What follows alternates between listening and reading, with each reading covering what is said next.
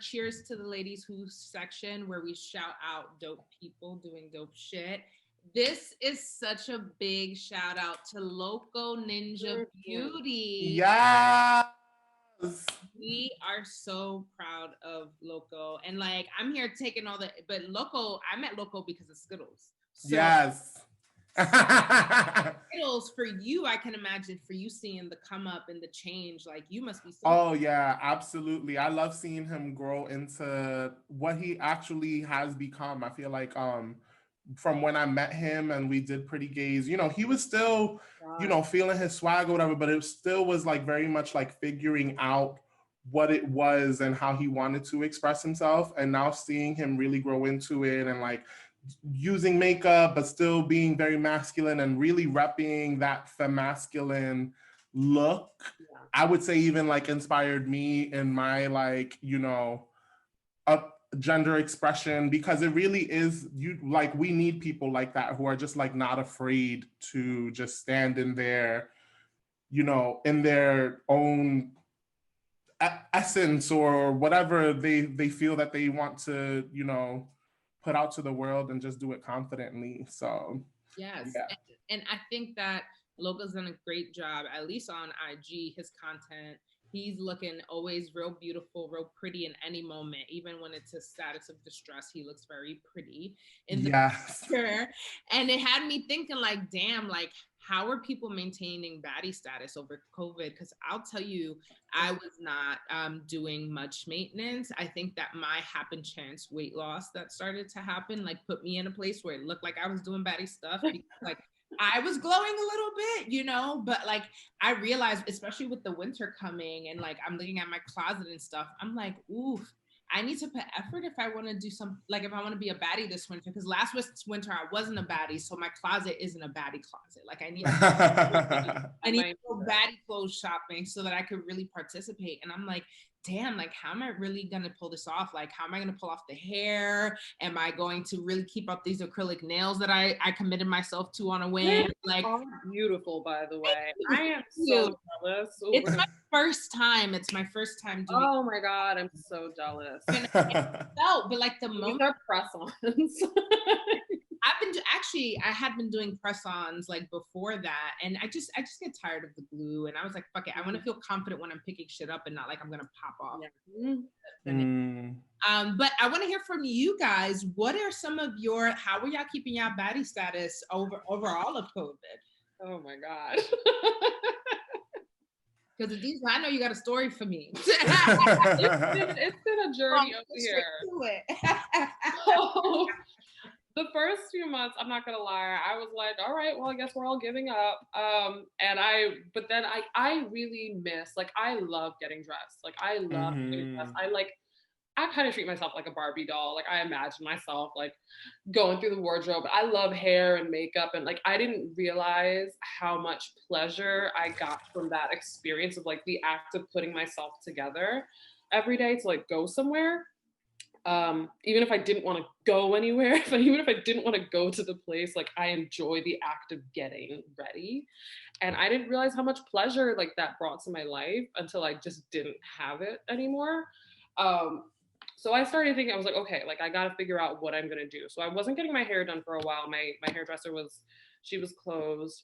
So I was like, okay, I'm still deep conditioning. I'm taking care of the hair. I'm taking care of the natural, I haven't been back to the nail salon in a very long time. So I started getting these press-ons that I can, change the color and everything. And being in the military, which we'll talk about later, but like I can't wear colors generally. I'm really supposed to have clear nails. So I don't wear nail polish a lot, or like a lot of like fancy designs. Like you don't do designs or anything. I don't do that, not until like Christmas, really. Yeah. But I like to have my nails done, because being a singer, I'm used to having like attention on my hands, and like if I'm holding a microphone and I'm on a big screen behind me or something, it just makes me feel more put together. So I was like, all right, got to figure out the nails. I'm tired of looking like a stonemason's wife. Like, let me get these press-ons. I can do my own pedicure. I miss my eyebrow lady so much. I have messed up the shape so badly. I'm going to be so upset the day I do go back, because her work has been destroy. But one of the things that I have learned to do for myself Come on. was to wax. I bought my own Brazilian waxing kit. We all hopped on Zoom and watched her do it the first time it happened, and I have video footage. I was very honored that I was allowed to be there for that moment. It was we've been a group of friends has been called codependent by some. But I knew I needed support the first time that I was gonna be, going through the bush myself. Okay, I needed, all hands on deck, and it was an experience. It was hilarious. For you. I was gonna say, y'all were laughing. I actually found none of it funny. I was very horrified, in pain. I was like, how is she doing this? After she was done, I was like, all right, well, I gotta go. It was the level of bravery that you had and the level of respect I have for you after fucking Brazilian waxing. No. I have a video, but then also a screenshot of the video from after you pulled it, where you're this against the wall and your abs are flexed and your arms, your head, your face is just that first strip took me out of my body. I truly left the surface of the earth for a minute, and I floated above and looked down and was like, what is even happening? How did I get here? How did I get to this point? And we have another friend, Samantha, who has been doing this forever, and I was like, well, that's crazy. And she was flinching. Yeah, she just, it's nothing. And the first time I started getting waxed a little over a year ago, and getting it done professionally, you're in and out in 20 minutes. It is a nightmare of a 20 minutes, but it is fast, right? Mm-hmm. And the first time I did it, I was like, how the hell do you do this to yourself? Right. And now that I know, you can't really tell me shit. Yeah. Yeah. You are a new level of woman. I'm a different woman now. And it's honestly gotten easier, because I still haven't been going back to the salon, and once you start waxing, you really can't stop. They're serious about that. If you want to maintain the growth pattern, it comes back finer and everything, you can't start shaving because it messes the whole thing up, and it makes it it really it's a whole thing. There's a reason you don't go back and forth between methods.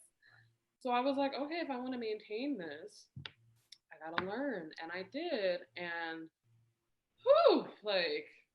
yeah. No, I'm good.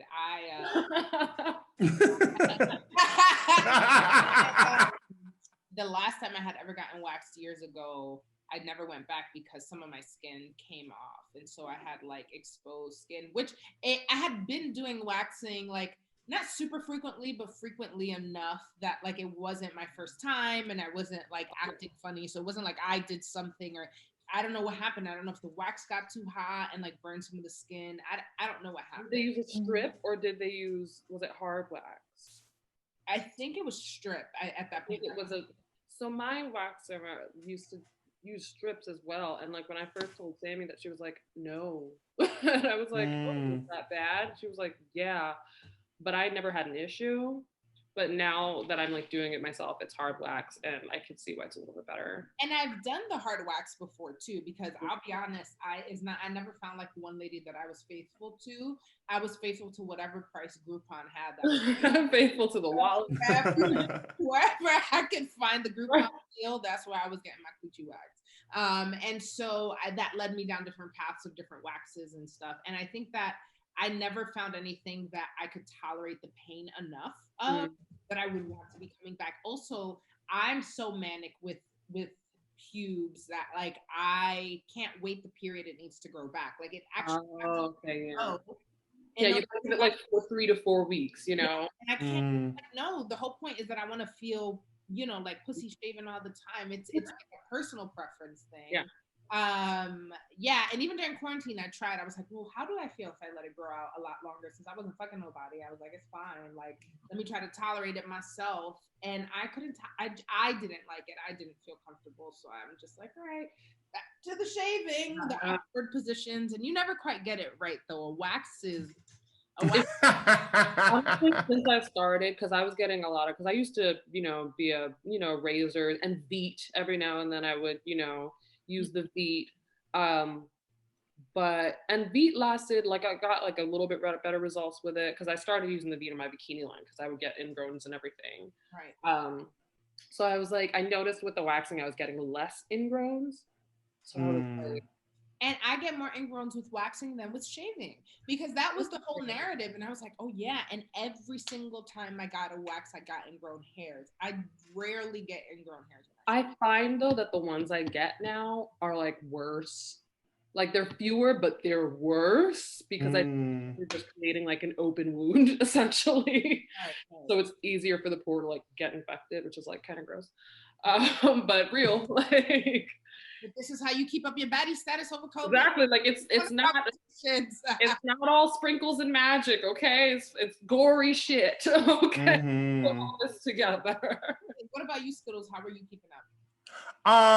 I have been working out, so that has been giving me like a little. I worked out. I signed up for this thing called campgladiator.com where it's like these virtual workouts that happen 5 days a week. At different times. You can either go at like 6 a.m. or you could do like the happy hour. I usually do the 4:15 on Monday, Wednesday, and Friday. And it's cool because every month is like a camp. So the first week is like community week. The second week is like strength and agility. The third week is like peak week and all that stuff. So I started doing that, which has really boosted my like sexy and like the endorphins and all this stuff.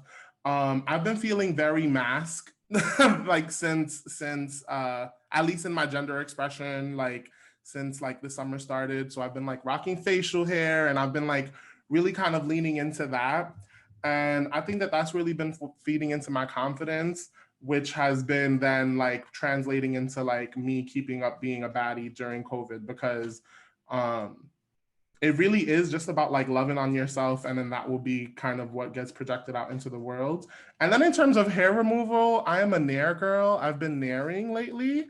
I don't know if people have noticed, but like maybe I haven't done a video where I don't have my chest hair in, but like I haven't had chest hair for a minute because I've been nairing and stuff. But the danger with nair is possibly burning yourself. Yes. And I almost burned myself on my chest like before we went to LA a couple of weeks ago. I went to like nair everything, and I almost burned my chest. And then I had like a strip of hair on my back because there was a part of my back that I couldn't reach. So I was like struggling. But yeah, that's really been what I've been up to. Like, I know it sounds cliche, but working out has been my cute little keep up. Like you've been killing it too, because like we have like our challenges and like our group chats and stuff, and he's like every day he's like day 1, day 2 done, and I'm sitting there with a piece of pie, like wow. And even when we go on runs, let me tell you, Skittles be in his stride, and I'm like, oh, this is I'm like, look at her go. Who's chasing you? Me? I have a whole entire army. Like, I had to go to a doctor's appointment recently, and they were like, it wasn't a doctor, it was like a wellness body assessment, full body like assessment. And they were like, what's your lifestyle looking like? And I was like, I'm not even gonna lie, it's pretty sedentary right now. I stretch sometimes. I'm gonna get back on it. I said that in November I'm gonna do no dairy in November, except for Thanksgiving. I am going to give myself the grace of mac and cheese. You have to have the mac and cheese. I know. Take a lactate because it's gonna be rough on the system. Oh, I know. Oh, yeah. Oh, because girl, when we did that vegan challenge, the transition back was my body was very clear that I was what you're reversing back into, bitch. You're gonna feel every fucking feeling of it. Anyway, so yeah, I'm gonna try to do no cheese. I'm gonna do it on Thanksgiving if the right people. No dairy or just no cheese. No dairy. Okay, yeah. But I feel like, especially because, like, you know, when you think about Dominican, there's not a lot really used much, and we don't even really make mac and cheese. My sister because we like mac and cheese, but